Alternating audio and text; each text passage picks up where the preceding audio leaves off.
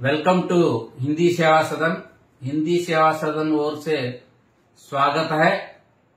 మనము ఈ రోజు ఈ వీడియో చేయడానికి కారణం ఏంటంటే చాలా మంది స్టూడెంట్స్ ఏదైతే మనకు నోటిఫికేషన్ వచ్చిందో డిఎస్సి నోటిఫికేషన్ దాంట్లో మనకు మెరిట్ కమ్ రోస్టర్ ఎలా ఉంటుంది అని చాలా మంది మనకు ఫోన్ చేసి అడగడం జరిగింది। సార్ ఒక వీడియో చేస్తే మీరు బాగుంటుందని అడగడం జరిగింది। కావున ఈ రోజు మీ ముందుకు రావడానికి కారణం ఏంటంటే ఈ మెరిట్ కమ్ రోస్టర్ ఎలా ఉంటుంది అని మనకు డిఎస్సిలో మీకు తెలియజేయడానికి రావడం జరిగింది। అయితే ముఖ్యంగా మనం హిందీ వాళ్ళం కాబట్టి అంటే రాష్ట్రంలో హిందీ సబ్జెక్ట్ యొక్క ఏ విధంగా మనకు కాంపిటీషన్ ఉంది, మనకు పోస్టులు ఏ విధంగా విడుదల చేశారు, దాని మెరిట్ కమ్ రోస్టర్ ఎలా ఉంటుందని ఈ రోజు మనం చెప్పుకుందాం। ఇంచుమించుగా నేను ఏదైతే చెప్తున్నానో మెరిట్ కమ్ రోస్టర్ ఇది అన్ని సబ్జెక్టులకు సెలెక్షన్ అయితే ఇలాగే ఉంటుంది। మీకందరికీ తెలుసు మనం ఆల్రెడీ మనం టెట్ లో మార్కులను ఏదైతే ఉంటాయో మనకు ఆ వచ్చిన మార్కులను 20%, ఇప్పుడు మనకు డిఎస్సిలో వచ్చే మార్కులను 80% గా కలిపి మనకు రిజల్ట్ ఇవ్వడం జరుగుతుంది। దాంట్లో ఎవరికైతే మార్కులు ఎక్కువ వస్తాయో వాటిని ఉద్యోగాలు మనకు మెరిట్ లిస్ట్ ప్రకటించడం జరుగుతుంది। అయితే క్యాస్ట్ రోస్టర్ అనేది అంటే ఓపెన్ ఎలా ఉంటుంది, ఓసీ ఎలా ఉంటుంది, బీసీలలో ఎలా ఉంటుంది, ఎస్సీ ఎలా ఉంటుంది, మనకు హ్యాండిక్యాప్స్ ఎలా ఉంటుంది, ఎక్స్ సర్వీస్ మెన్, తర్వాత ఈఎస్డబ్ల్యూ ఇవన్నీ ఎలా ఉంటాయని మనం ఈ రోజు సెలక్షన్ ఎలా ఉంటుందని చెప్పుకుందాం। అయితే మనకు ఇదివరకు 2012 వరకు మనకు ఎలా ఉండేదంటే సెలక్షన్ మనకు ఏదైతే ఓసీలో ఎన్ని పోస్టులు ఉన్నాయో అంటే ఓసీలో కేటాయించిన పోస్టులను అన్ని క్యాస్టులలోని ఉమెన్స్ జెంట్స్ వచ్చేవాళ్ళు, దాంట్లో అందరూ దానికి ఎలిజిబుల్ అయ్యేవాళ్ళు। తర్వాత ఓసీ ఉమెన్ ఇచ్చేవాళ్ళు। ఓసీ ఉమెన్ లో ఎలా ఉంటుందంటే అన్ని క్యాస్ట్లకు సంబంధించిన ఉమెన్స్ దాంట్లో వచ్చేవాళ్ళు। తర్వాత ఎవరి క్యాస్ట్ అయితే ఉంటుందో అంటే ఉదాహరణకు బీసీఏ ఉంటుంది, బీసీఏ జనరల్ లో ఉమెన్స్ లేడీస్ వచ్చేవాళ్ళు। తర్వాత బీసీఏ ఉమెన్ లో ఓన్లీ ఉమెన్స్ వచ్చేవాళ్ళు। అలాగే మిగతా క్యాస్టులు కూడా అంతే, ఎస్టీలో కూడా అంతే, ఎస్టీ జనరల్ అంటే ఉమెన్స్ జెంట్స్ వచ్చేవాళ్ళు, తర్వాత ఉమెన్ అంటే ఓన్లీ ఉమెన్ వచ్చేవాళ్ళు। ఈ విధంగా అంటే ఎప్పుడైతే మనకు హైయెస్ట్ మార్కులు వస్తాయో ఆ ఏ అయితే ఓసీకి ఎన్ని పోస్టులు ఉంటాయో అన్ని పోస్టులకు అందరికి కలిపి టాప్ మార్క్స్ తీసుకొని దాని తర్వాత వాళ్ళ క్యాస్టులకు వెళ్లిపోయి రిజల్ట్ ఇచ్చేవాళ్ళు। అయితే తర్వాత కాలంలో ఈ రాష్ట్రపతి ఉత్తర్వులను మళ్ళీ నిశ్చితంగా మనకు పరిశీలించి 2014 నుంచి ఈ మెరిట్ కమ్ రోస్టర్ ను మళ్ళీ దాన్ని చేంజ్ చేయడం జరిగింది। చేంజ్ అంటే ఎలా అంటే మనం ఇందాక చెప్పినట్లు క్యాస్ట్లలో కూడా మనకు ఓపెన్ సిస్టమ్ పెట్టారు। అది ఎలాగనేది నేను ఇప్పుడు మీకు తెలియజేస్తాను। ముందుగా మనకు ఓపెన్ అంటే ఏంటి అనేది తెలియాలి। ఓపెన్ అనేది ఏంటంటే మనకు ఏదైతే గతంలో మాదిరిగా కాకుండా ఇప్పుడు మనకు ఓపెన్ సిస్టమ్ అంటే ఉదాహరణకు ఓసీలో ఉండే వాళ్ళందరినీ ఓపెన్ లో 20% గా తీసుకుంటారు, అలాగే మిగతా క్యాస్టర్లో కూడా ఓపెన్ గా తీసుకుంటారు। అంటే ఈ ఓపెన్ అంటే అర్థం ఏంటంటే ఎవరైతే ఉంటారో అంటే ఓపెన్ కేటగిరీలో ఉదాహరణకు ఓసీలో ఒక డిస్టిక్ లో 10 పోస్టులు ఉన్నాయనుకోండి, మనకు ఓపెన్ లో 2 పోస్టులు కేటాయించారు। 2 పోస్టులు కేటాయిస్తే ఆ 2 పోస్టులలో ఓపెన్ కేటగిరీలో ఎలా ఉంటుందంటే లోకల్ నాన్ లోకల్ అంటే జిల్లాలో ఉండే మన జిల్లాలో ఉండేవాళ్ళు ఇతర జిల్లాలో ఉండేవాళ్ళు అందరూ కలిసి ఆ యొక్క పోస్టులను పోటీ పడతారు। పోటీ పడిన తర్వాత ఎవరికైతే ఎక్కువ మార్కులు వస్తాయో అది నాన్ లోకల్ కాదు లోకల్ కాదు, ఇద్దరిలో ఎక్కువ మార్కులు వస్తాయో వాళ్లకు కేటాయించడం జరుగుతుంది। అయితే ఓసీ లోకల్ గా ఏదైతే కేటాయిస్తారో ఆ ఓసీ లోకల్ గా కేటాయించిన వాళ్లకు ఈ ఓపెన్ తర్వాత ఉండే వాటికి ఓన్లీ లోకల్ వాళ్ళని మాత్రమే। ఓసీ అంటే అన్ని క్యాస్టల్లోని ఎవరైతే జెంట్స్ ఉంటారో జెంట్స్ లేడీస్ అందరి దీంట్లో ఈ పోస్ట్ కు సంబంధించిన దాంట్లో కాంపిటీషన్ పడతారు। తర్వాత ఓసీ ఉమెన్ అంటే మొత్తం అన్ని కేటగిరీలు అంటే అన్ని క్యాస్టల్లో గల మొత్తం ఉమెన్స్ అంతా ఓసీ ఉమెన్ లోకి వస్తారు। అదేవిధంగా బీసీఏ జనరల్ అంటే మనకు ఓపెన్ కూడా ఉంటుంది, ఉదాహరణకు బీసీఏలో ఒక 10 పోస్టులు అనుకో 2 పోస్టులు మనకు ఓపెన్ లో వస్తుంది। అంటే బీసీఏలో ఎక్కువ మార్కులు వచ్చిన వారిని టాప్ లో లోకల్ గానీ నాన్ లోకల్ గానీ బీసీఏ క్యాస్ట్ ఉండే వాళ్ళు వస్తే ఆ 2 పోస్టులు ఇస్తారు। మిగతా పోస్టులు ఎవరైతే లోకల్ గా ఉంటారో వాళ్ళకే ఉంటుంది। తర్వాత ఉమెన్ కేటగిరీలో ఎవరైతే ఉంటారో వాళ్లకు ఓన్లీ ఉమెన్స్ కి మాత్రమే ఇవ్వడం జరుగుతుంది. ఈ విధంగా బీసీ బికి అలాగే ఉంటుంది, బీసీ సికి అలాగే ఉంటుంది, బీసీ డికి అలాగే ఉంటుంది, బీసీఈకి కూడా అలాగే ఉంటుంది. తర్వాత ఎస్సీకి మనకు గ్రూప్ 1 కు మనకు ఉదాహరణకు మనకు ఒక 10 పోస్టులు ఉన్నాయనుకోండి, జనరల్ లో మొత్తము ఉమెన్స్ కమ్ జెంట్స్ వస్తారు. తర్వాత గ్రూప్ 2 కు అలాగే, గ్రూప్ 3 కి అలాగే. ఓన్లీ ఉమెన్స్ కోటాలో ఓన్లీ ఎస్సీ ఉమెన్ మాత్రమే, ఉదాహరణకు ఒక పోస్ట్ ఉన్నా గానీ ఓన్లీ ఉమెన్ మాత్రమే వస్తారు, దాంట్లో జెంట్స్ రారు. అదేవిధంగా హ్యాండిక్యాప్డ్ లో మనకు ఏవైతే ఉన్నాయో visual handicapped, hearing handicapped, orthopaedic handicapped, ఇవి కూడా మనకు కేటగిరీ వైజ్ గా పోస్టులు కేటాయించడం జరిగింది. తర్వాత మనకు ఏదైతే ఎక్స్ సర్వీస్ మెన్ ఉంటారో, ఏదైతే రిటైర్డ్ ఆర్మీ వాళ్ళు ఉంటారో వాళ్ళకు కూడా పోస్టులు కేటాయించడం జరిగింది. తర్వాత స్పోర్ట్స్ కోటాలో కూడా ఈసారి మనకు ప్రత్యేకంగా పోస్టులను కేటాయించడం జరిగింది. అయితే మనకందరికీ తెలుసు, మనకు ప్రభుత్వం ఈ మధ్య కాలంలో ఓసీలకు కూడా రిజర్వేషన్ ఉండాలనే ఉద్దేశంతో ఎవరైతే ఆర్థికంగా వెనుకబడి ఉంటారో ఎకానమీ వీకర్ సెక్షన్ అని ఈఎస్డబ్ల్యూ అని దాన్ని మనకు 10% గా కేటాయించి మనకు ఈడిఎస్ లో నోటిఫికేషన్ లో ఇవ్వడం జరిగింది. దీంట్లో ఎవరైతే ఉంటారో వాళ్ళంతా ఎవ్వరు మనకు ఏ క్యాస్ట్ వాళ్ళు కూడా దీనికి వర్తించరు, ఓన్లీ ఓసీ క్యాస్ట్ వాళ్ళు మాత్రమే దీంట్లో వస్తారు. దాంట్లో కూడా కొన్ని నియమాలు ఉన్నాయి. 8 లక్షల రూపాయలు ఇన్కమ్ లోపు ఇన్కమ్ ఉన్న వాళ్ళు మాత్రమే, ఓసీలు మాత్రమే ఈఎస్డబ్ల్యూ కోటాలోకి వస్తారు.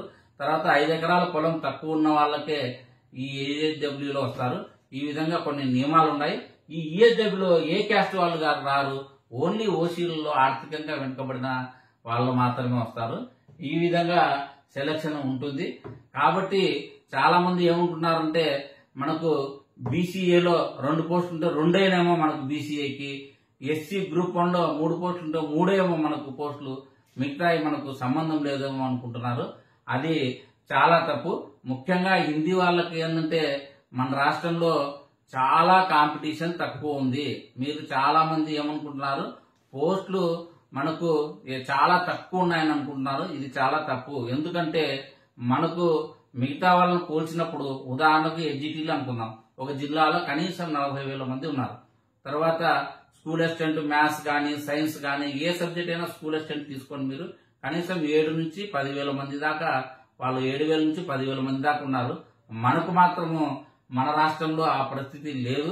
మనకు 1000 నుంచి 1,500 మాత్రమే టెట్ క్వాలిఫై అయిన వాళ్ళు ఉండారు. కాబట్టి మనకు ఇది అసలు ఈ పోస్టులు మనకు కాంపిటీషనే కాదనేది నా ఉద్దేశము. ఎందుకంటే కొన్ని జిల్లాల్లో పోస్టు తక్కువ ఉండొచ్చు, కానీ అయినా కానీ మిగతా పోస్టులను మిగతా సబ్జెక్టు వాళ్ళని పోల్చుకున్నప్పుడు మనకు చాలా మంచి నోటిఫికేషన్ ఇది. 2002 తర్వాత ఈ నోటిఫికేషన్ మనకు ఇన్ని పోస్టులతో, హిందీ పోస్టులతో వచ్చి ఉంది. కాబట్టి ఇదంతా మీరు యూటిలైజ్ చేసుకోవాలి. ఎందుకంటే ఓసీలో ఎవరైతే మనము సెలక్షన్ ఎలా ఉంటుందంటే, ఉదాహరణకు ఓసీలో ఒక క్యాండిడేట్ కు, ఓసీలో బీసీఏ క్యాండిడేట్, బీసీపీ క్యాండిడేట్ కు మనకు ఎక్కువ మార్కులు వచ్చినాయనుకోండి, ఈ బీసీపీ క్యాండిడేట్ ఓసీలోకి వెళ్ళిపోతాడు. అప్పుడు బీసీబీలో ఉండే ఎవరైతే ఉంటారో వాళ్ళు వాళ్ళ కేటగిరీలో తక్కువ మార్కులకే వాళ్లకు జాబ్ రావడం జరుగుతుంది. తర్వాత బీసీబీ జనరల్ లో ఉమెన్ కి ఎక్కువ మార్కులు వస్తాయి. ఉమెన్ కి ఎక్కువ మార్కులు వస్తే ఆటోమేటిక్ గా బీసీబీ జనరల్ లో, ఓసీ జనరల్ లో, ఓసీ ఉమెన్ లో రావడం జరుగుతుంది. అప్పుడు ఓసీ ఎవరైతే బీసీబీ ఉమెన్ ఉన్నారో వాళ్ళకి తక్కువ మార్కులకు రావడం జరుగుతుంది. అదేవిధంగా అన్ని క్యాస్ట్లకు అలాగనే ఉంటుంది. ఉదాహరణకు ఎస్సీ గ్రూప్ 2 లో మనకు ఒకరికి ఎక్కువ మార్కులు వస్తాయి అంటే ఓసీలతో సమానంగా వస్తాయి, వాళ్ళ సెలక్షన్ చక్కగా పోయి ఓసీలోకి వస్తుంది. తర్వాత ఎవరికైనా ఉమెన్ కు తక్కువ మార్కులు వచ్చినాయి, ఎక్కువ మార్కులు వచ్చినాయి అనుకోండి, ఆమె కూడా జనరల్ లోకి వెళ్ళిపోతుంది. తర్వాత ఎవరైతే ఈ ఉమెన్ వీళ్ళు ఎక్కువ మార్కులు జంట కంటే ఎక్కువ వచ్చినాయి అనుకోండి, ఈ జనరల్ లో వాళ్ళకి పోస్టు కేటాయించబడుతుంది. ఆటోమేటిక్ గా ఏదైతే ఉమెన్ కోటాలు ఉంటుందో ఆ ఉమెన్ కు తక్కువ మార్కులకు జాబ్ రావడం జరుగుతుంది. ఈ విధంగా ఏ దాన్ని తీసుకున్నా గానీ అదే విధంగా ఉంటుంది. కాబట్టి మీరు ఎవ్వరు ఏమీ ఆలోచించాల్సిన అవసరం లేదు. ఎందుకంటే ముఖ్యంగా మహిళలకు ఎంత ప్లస్ పాయింట్ అంటే, ఉదాహరణకు నేను బీసీడీ విషయాన్ని తీసుకుంటాను. బీసీడీ ఒక ఉమెన్ ఉందనుకోండి, మీ కాంపిటీషన్లో ఓసీ జనరల్లో వస్తారు, ఓపెన్లో వస్తారు, మళ్ళీ ఓసీ లోకల్లో వస్తారు, మళ్ళీ ఓసీ ఉమెన్లో వస్తారు, తర్వాత మీ ఏదైతే క్యాస్ట్ ఉందో బీసీ క్యాస్ట్ ఉందో దాంట్లో జనరల్లో వస్తారు, మళ్ళీ బీసీ ఉమెన్లో వస్తారు. అంటే 4-5 స్థాయిల్లో మీకు ఉద్యోగం రావడానికి అవకాశం ఉంటుంది. కాబట్టి ఏదైతే కేటగిరీలో ఉమెన్స్ ఉంటారో వాళ్ళకు చాలా అదృష్టంగా ఉంటుంది. ఎందుకంటే ఒక్క పోస్ట్ ఉన్నా బాధపడాల్సిన అవసరం లేదు. ఎందుకంటే ఆ పోస్ట్ లో వీళ్ళు ఓపెన్ లోకి అందరూ వెళ్తారు కాబట్టి కొన్ని సందర్భాల్లో మనకు 1:20, 1:50 అంటే ఓపెన్ కేటగిరీలో first rank ladies women category rank కనీసం 20-30 మార్కులు తేడాతో కూడా ఉద్యోగం వస్తుంది. ఇది మనకు గత నోటిఫికేషన్ లో గత డిఎస్సీలో జరిగి ఉంది. మనకు రీసెంట్ గా తెలంగాణలో అయితే కనీసం మనకు క్వాలిఫై ఉంటే ఒక 10, 15, 20 మార్కులు వచ్చిన 30-40 మార్కులు కూడా మనకు తెలంగాణలో కేటగిరీ వైజ్ గా ఉద్యోగాలు రావడం జరిగింది.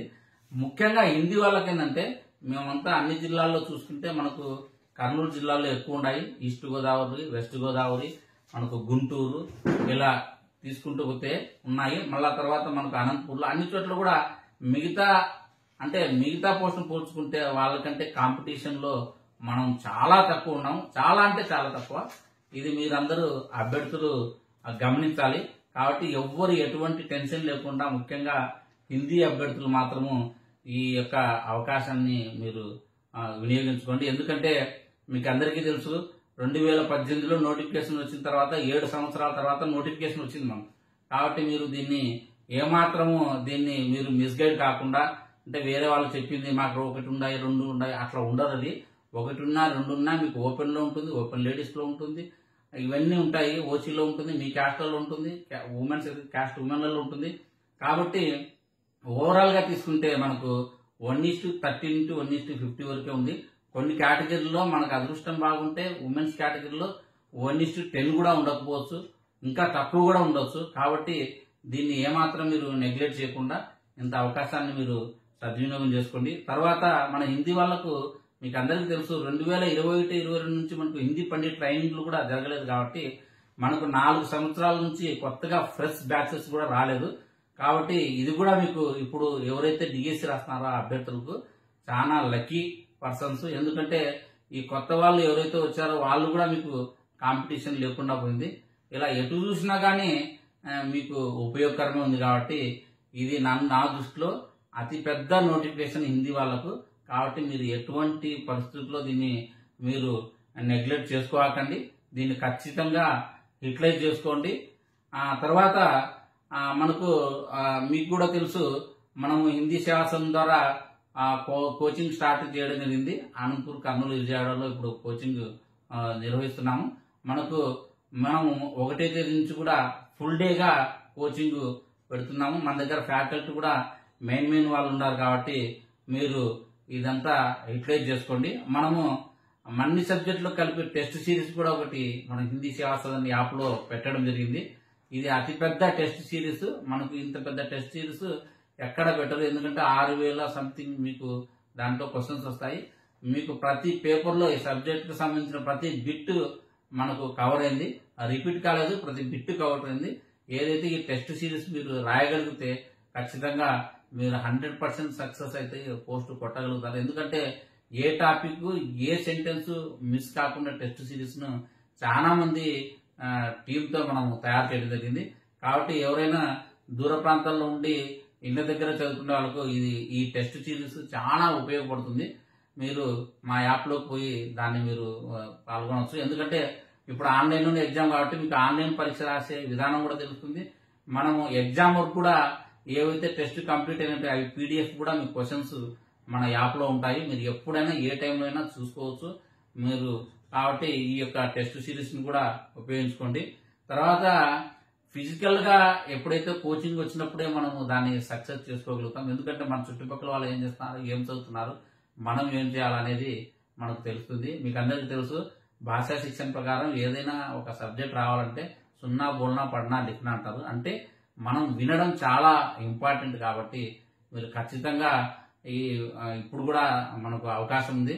అంతా మెయిన్ ఫ్యాకల్టీ ఉంటారు. కాబట్టి మీరు ఈ 1 month లో కూడా మీరు చేసుకోవచ్చు. 1వ తేదీ నుంచి 2వ తేదీ నుంచి మనం ఫుల్ క్లాసులు ఫుల్ డే అంతా పెడుతున్నాము. మీకు నేను ఇంతవరకే చెప్పున్నాను, మన కోచింగ్లో ఎవరైతే వస్తారో ఒకవేళ వాళ్ళకు బ్యాడ్ లక్ అయి జాబ్ రాకున్నా కానీ ప్రైవేట్ సెక్టార్లో అయితే చాలా గర్వంగా వాళ్ళు బతకగలరు. ఎందుకంటే ఈ సబ్జెక్ట్ అంతా వాళ్ళకు వస్తుంది. తర్వాత కాలంలో ఏదైతే ప్రైవేట్ స్కూల్లో ఉంటారో వాళ్ళకు ఎక్కువ, నేను మన వాళ్ళు చాలా మంది నేను చూస్తున్నాను సిబిఎస్ స్కూళ్ళల్లో 30 నుంచి 70-80 వేల వరకు కూడా శాలరీ తీసుకుంటున్నారు మన వాళ్ళు. కాబట్టి ఈ కోచింగ్ వల్ల మన గవర్నమెంట్ జాబ్ రావడం ఒకటైతే, తర్వాత ప్రైవేట్ సెక్టార్లో కూడా గౌరవంగా బతకడానికి ఇది ఒక మంచి అవకాశం ఉంది. కాబట్టి మీరు మన కోచింగ్ను తర్వాత ఈ టెస్ట్ సిరీస్ను యూటిలైజ్ చేసుకోండి. కాబట్టి ఇప్పటి నుంచైనా నేను ఈ వీడియో తయారు చేసిన తర్వాత ఎవరైనా ఒకవేళ ఈ మాకు పోస్ట్ తక్కువ ఉన్నాయి, మాకు అవకాశం లేదని బాధపడాల్సిన అవసరం లేదు. ఇప్పటికైనా సరే మనకు కావాల్సిన ఒకటే పోస్టు. కాకపోతే నేను చెప్పిన దాని ప్రకారం అయితే క్యాస్ట్ వైజ్ తీసుకుంటే మీకు 1:50, 1:60 లేదంటే 1:40, 1:30 ఈ విధంగానే ఉంటుంది. కొన్ని జిల్లాలకైతే అది కూడా ఉండదు. ఎందుకంటే ఉదాహరణకు ఇప్పుడు కర్నూలు జిల్లాలో 143 పోస్టులు, జిల్లా మొత్తం 1500 మంది ఉన్నామనుకోండి, మామూలుగా మొత్తానికి తీసుకున్నా కానీ 1:10 కూడా ఉండదు అది. కాబట్టి ఇది ఒక పెద్ద అవకాశంగా భావించుకోండి. కర్నూలు జిల్లా వాళ్ళకు ముఖ్యంగా నేను చెప్పేది ఏంటంటే, ఇంత పెద్ద అవకాశం మీకు రాదు ఎప్పటికీ. కర్నూలు జిల్లా వాళ్ళకి కానీ, గుంటూరు వాళ్ళకి కానీ, ఈస్ట్ గోదావరి, వెస్ట్ గోదావరి, తర్వాత అనంతపురం, ఎవరైనా కానీ అన్ని జిల్లాల వాళ్ళకి కూడా ఇంత మంచి అవకాశం రాదు. ఈ నోటిఫికేషన్ వెళ్తే మళ్ళీ ఎప్పుడు వస్తుందో కూడా మనకు తెలియదు. ఎందుకంటే ప్రభుత్వాలు, కేంద్ర ప్రభుత్వం కానీ రాష్ట్ర ప్రభుత్వం ఒక్కొక్కసారి ఒక్కొక్క రూల్స్ పెట్టడం జరుగుతుంది.